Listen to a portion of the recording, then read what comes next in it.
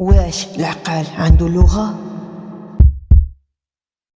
العقل أقوى أداة خلق الله الإنسان وفضل بها على بزاف ديال المخلوقات اللي كاينة دابا بحال الحيوانات. واش عمرك سولتي راسك كيفاش؟ ولكن واش عمرك سألتي كيفاش كيدوي، كيفاش كيشرح لينا الواقع وكيتحكم للأمور؟ في الفيديو غادي نغوصو في واحد العالم غامض مثير، لغة العقل.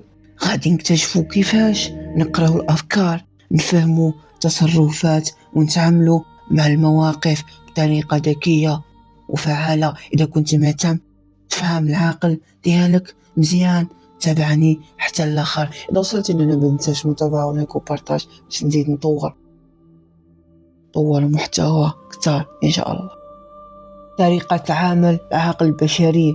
العقل البشري هو أعظم جهاز صنعه الله، خدم بطريقة غريبة وفعالة. كيخدم بحال ماكينة متكاملة، عنده جزء مسؤول على التفكير والتحليل اللي هو الدماغ اللاواعي، وجزء آخر اللي كيخدم بالخفاء اللي هو الدماغ اللاواعي. الدماغ اللاواعي كيتعامل مع القرارات اليومية بحال كيفاش نخطو نهارنا، ولكن الدماغ اللاواعي هو اللي كيسير حياتنا بلا ما نحسو، بحال طريقة التنفس أو إحساس بالخوف في المواقف خطيرة. فكرة عجيبة هي أن اللاواعي يجمع تجاربنا وأفكارنا ويخدم بها فاش يحمينا ويسهل علينا حياتنا. إذن العقل بحال ميسترو اللي كيسير هاد أوركسترا كبيرة، وكل حركة فيها عندها هدف خاص. ما هي لغة العقل وهل تختلف من عصر إلى آخر؟ لغة العقل هي طريقة لكي يترجم بها الإنسان الأفكار والمشاعر والتجارب ديالو لقرارات وسلوكيات. هي نظام معقد يجمع بين التفكير اللاواعي والتحليل العميق وبين الرسائل الخفية اللي كيبعثها اللاواعي. العقل البشري كيتواصل عبر رموز، تصورات والمعاني اللي كتنتمو مع الوقت، ولكن واش هاد اللغة كتبدل مع عصور؟ الحقيقة هي أن الآليات ديال العقل كتبقى هي، ولكن الطريقة اللي كيتفاعل بها الإنسان مع العالم كتتأثر. ثقافة، تكنولوجيا والمعرفة ديال كل عصر. فمثال لغة العقل في العصر القديم كانت كتركز على البقاء والفهم الطبيعة، بينما دابا كنحاولوا نستوعبوا التطورات السريعة والتكنولوجيا المتقدمة. إذن العقل ديالنا كيخدم بنفس الأساس، ولكن مفردات ديال لغة تتلائم مع الزمان. ما هي لغة الدماغ؟ لغة الدماغ هي طريقة اللي كيتواصل بها مع الباقي الجسم والعالم الخارجي.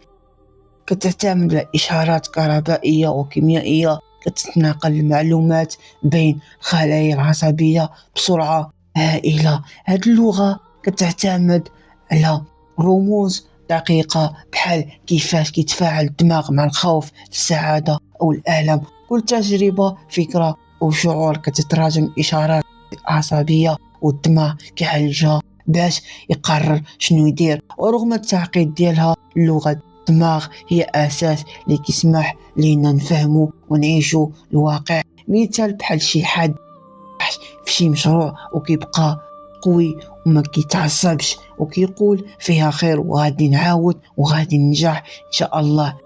هنايا كيجي الدماغ هو اللي كيتحكم في المشاعر ديالو. كيفاش طور لغة العقل ديالك؟ ضروري خصنا نوضو في الصباح، خصنا ناكلو ونفطرو حيت كيكون فيك جوع وغادي تنوض تاكل. ضروري العقل خصو يكون باش طور اللغة ديال العقل خصو يتغدى باش يعطيك معلومات كتار ويعاونك في حياتك. بحالاش حتى الدماغ خصو ياكل. وغادي تقول لي كيفاش العقل باش طورو؟ خصك تبقى تقرا كتوبة، خصك تفرج في داكشي اللي مزيان، خصك تقرا وتبحث على مواضيع جديدة حيت كل معلومة جديدة كتوسع النطق تفكيرك. والأخير مارس التأمل والتخطيط حيت كيعطيك الوقت على باش تفهم أفكار ديالك التطوير وتنظمها باش تطور لغة العقل ديالك.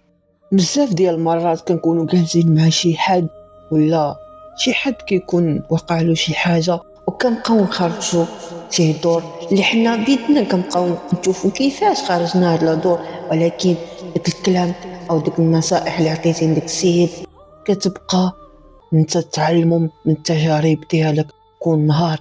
داكشي باش كيكونوا لينا لغة التواصل او لغة ديال العقل.